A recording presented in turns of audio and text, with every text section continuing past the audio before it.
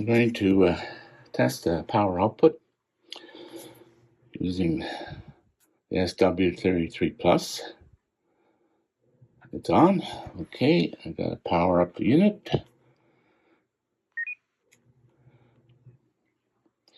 I'm going to try to keep this in front of my cameras. Okay, now, there, she's ready. On the pad, there's 1, 2, 3, 4, 5 functions. Notice there's one here called LO for low. It's one method anyways, so far, which is the one I use all the time. You got to hold down for a few seconds, and then you can set the power level. So it's very quick to handle. According to the manual, the power level for high is 5 watts, and for mid-range be 2.5, and then we have a low 2, which will be 1 watt, and a low 1, which will be half a watt, and then the S low, it will be 1/10 of a watt. Why would you want 1/10 of a watt? Well, that's all you need if you're going to use hotspot there for DVR, because your hotspot device is right next to you. Don't need a strong signal, and it'll certainly allow you to use this for a long time. Okay, let's take a look. I'm going to push 5.5. Okay. Back in there again, and this way I go to the middle, and I'm going to push 3. Okay. And I'm going to hold this button down again, go to low 2, hold it. I'm on a dummy load, so it's not causing no interference. And 1.6, which I believe is correct. And hold low.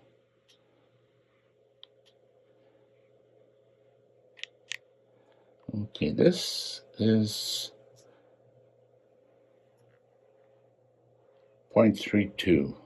It's supposed to be a quarter of a watt. Now, something I kind of knew, but didn't know exactly what the figure was. You need a quarter watt for this SW33 Plus for it to work properly. Anything less than that, it won't read, and I'll demonstrate that. Okay, I'm on low. Okay, and I'm going to hit push to talk. You can see the light come on. I'm transmitting. See, it's only remembering the last figure. If I was to power off, then power back on. Okay, now I'll hit transmit. As you can see, no reading at all.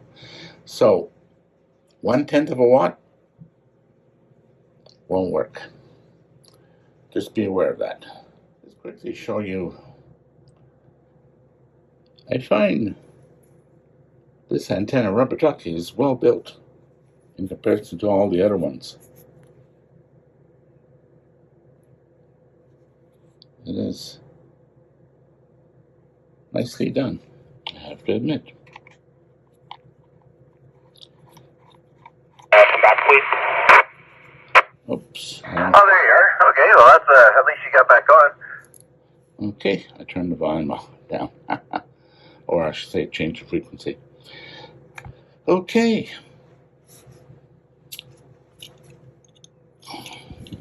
I'll put this away. Now, I have some comments I'm going to make yet. Hold on. Okay. There is a couple of things that I uncovered. I'm not sure if that's the way it's supposed to work. But here, let me go to menu, GPS, and I think it's GPS logger. Yeah, GPS logger only. Okay. Only GPS logger is recording. Okay. I want to get out.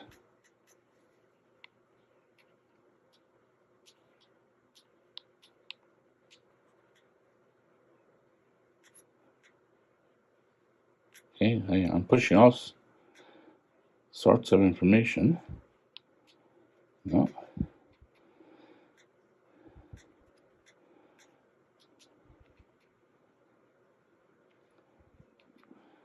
Okay, that's the only option I have.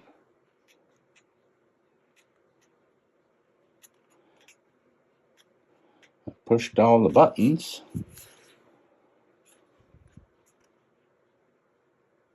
Okay, so how do I exit that?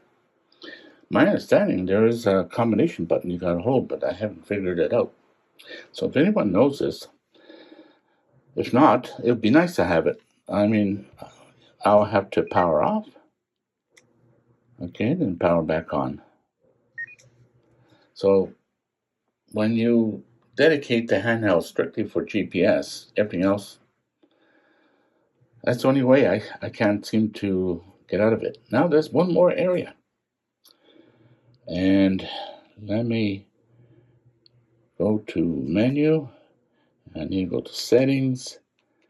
And I believe it's, okay, it would be in functions, I think. Yeah, USB power, charging, battery, USB connect. There you go. No, not that one. Next one. Okay. This is another interesting area. I have my cable connected to my laptop.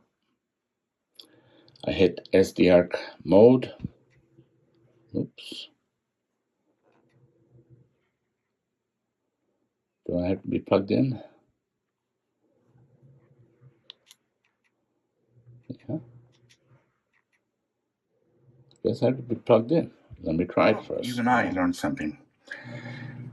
If it's not plugged in, you hit it, it does nothing.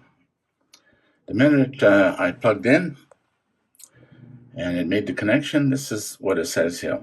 After connecting to the PC, it stops transceiver functions. Okay?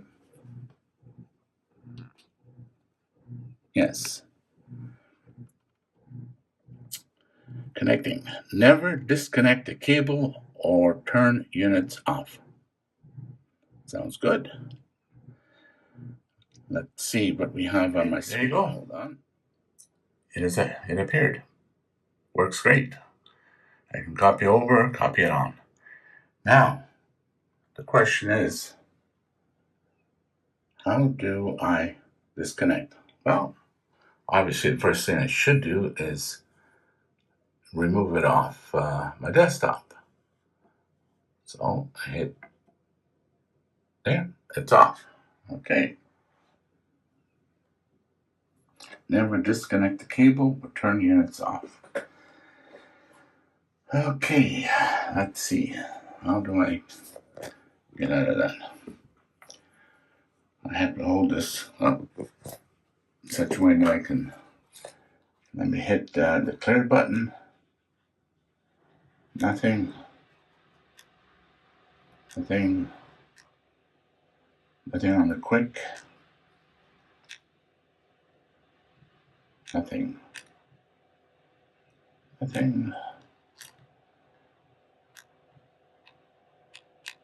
Hit one of these pad buttons. Nothing there. Nothing there. Nothing there. Nothing there.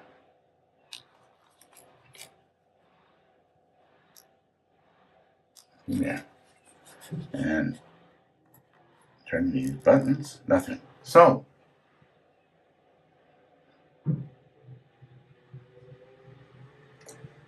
and I thought I remember reading that there is a key to get out of this, but it doesn't work on this one. And I believe that problem existed with the 1.0, and I have the 1.10. So, if you know, let me know in the comments. I would appreciate it. Otherwise, I would consider this to be overlooking a feature here.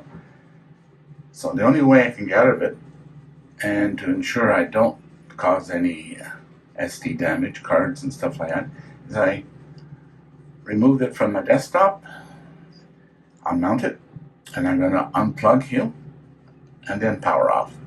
Let me just pause. What's interesting, the last time when I unplugged it, it stayed in this mode. The only thing that's different this time, I just let it sit for a while. Okay, so this is what happens. Let me see if I can hold this and let me unplug this. Or actually, let me do it from here. There you go. It's switched out. So I may have answered my own question. After you disconnect, you need to wait a period of time. I have to time it to find out. But if you disconnect quickly and then you try to get out, it won't work. Then you'll end up powering off. That's nice. Now I'll just leave this unit in SD mode until I need the serial port for some other reason. It eliminates the need of taking out the SD card off and on.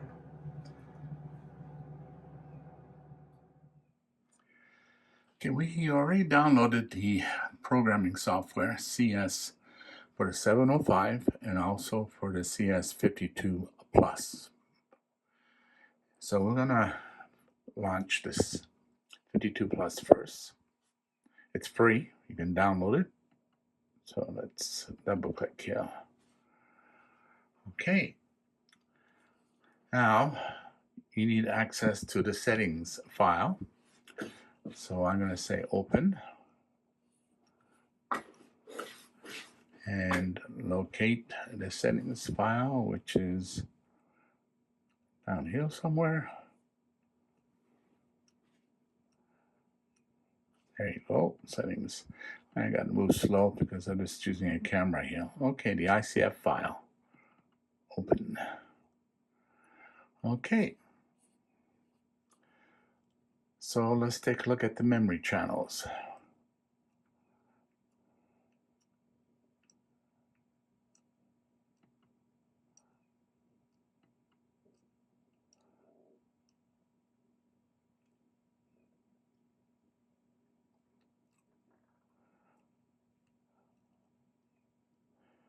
Okay, right now, doesn't look like we have anything showing up there, do we? Okay, let's do an import from one of my files. And oops, import, come on, all.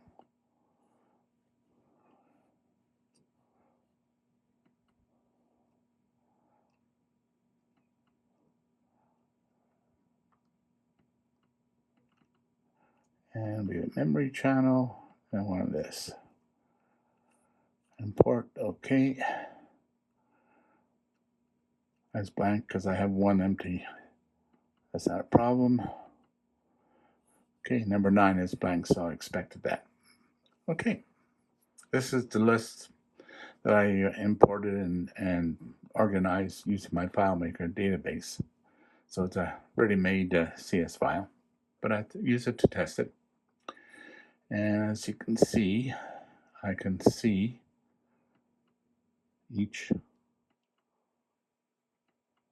what it contains, and I have a breakdown of the groups and how many memories are used.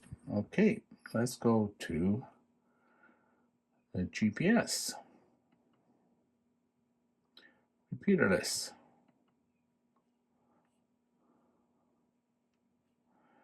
And by the looks of it, we have the default, which is from Africa to USA. But I'm going to replace it. So let's try that. Go to File and go Import. Oops. And hit All. Now I got to go back one step away. Oops. And I'm going to go to Repeater list. And I want the 52 repeater list. By the way, the repeater list will work both for the 705 and 52, and I suspect even the 5100, but I have to verify that. Okay, open. Rewrite all. Okay. Import from file. Yes.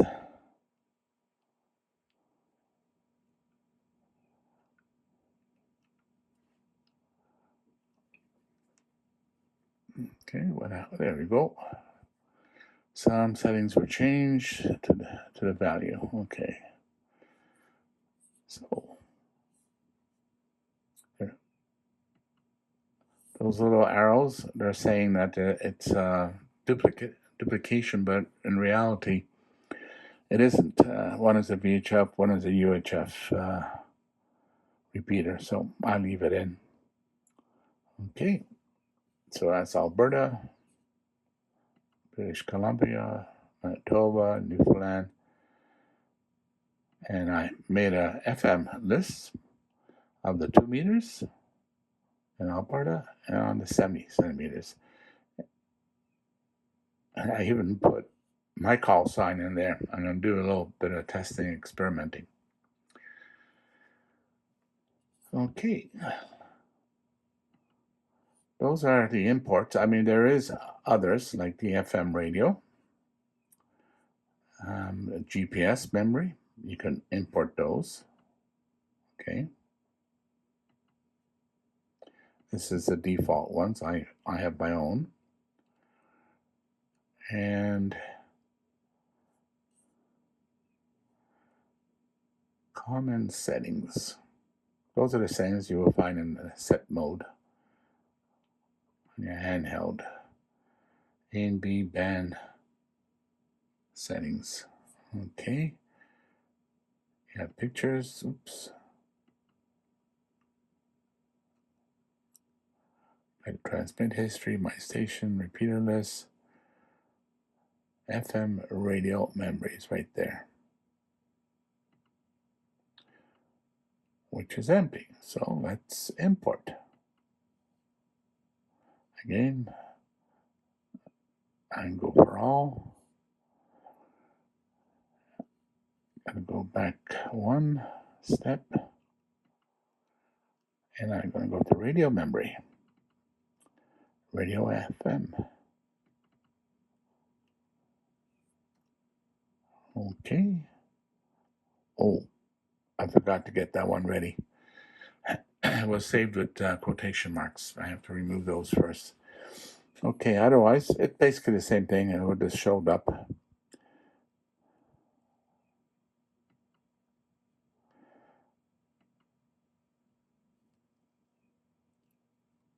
Is it easy to edit?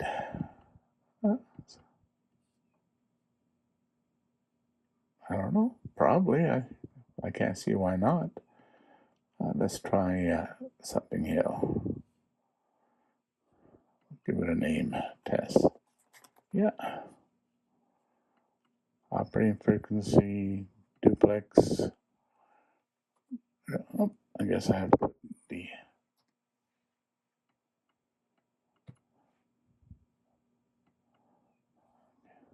Okay, FM mode, tone. We'll have to probably change this to 430.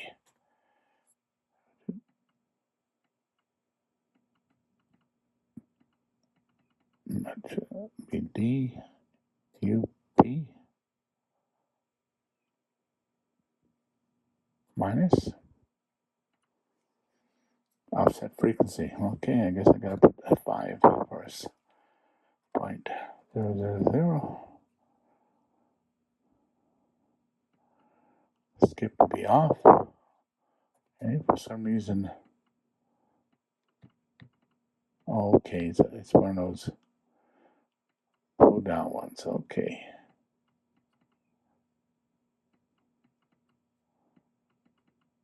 No pull down on there, but there should be on this one. Yeah, there we go. Okay, so it has a pop down, which is similar to what I have. Though I don't usually need to do it when you're importing it from Repeater Book. it's basically identical with the 705. I'm just close this. No, I don't want to save it. And I have here the 705. Let's do an open. 705. I need the settings. And here I'll get the latest one. A bit slow opening. I guess it has to do error checking or something. Maybe it already, yeah, it was already done. There it goes. Same idea. Again, I already created this using my database, imported, and I use script to make changes. It would take too long to have to do it every time. Common settings. Okay.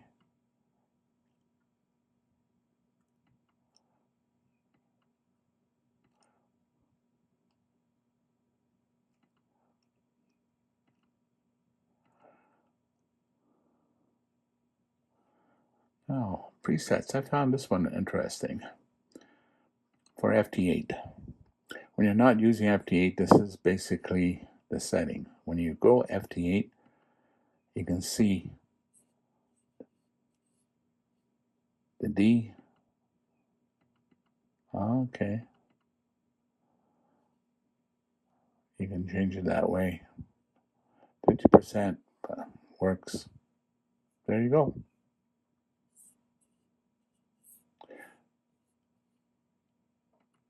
Yeah, I should open it up wide. So now you're seeing what the software is like. Only thing is, it only runs on Windows. I'm a Mac user, so that's why I went to the database. However, it's nice to have it because I can then verify my stuff against it, because it will highlight, for example, duplications and stuff like that. And if I find that it is a big problem, I can just create my own script to create those things. You know, I pay $50 US, $100 per Tiny Land for each radio. So it's $200. Actually, $300 I would have had to pay for 3 radios, the 7300, 705, and the 52, and I'm thinking of the 51, so it's $500.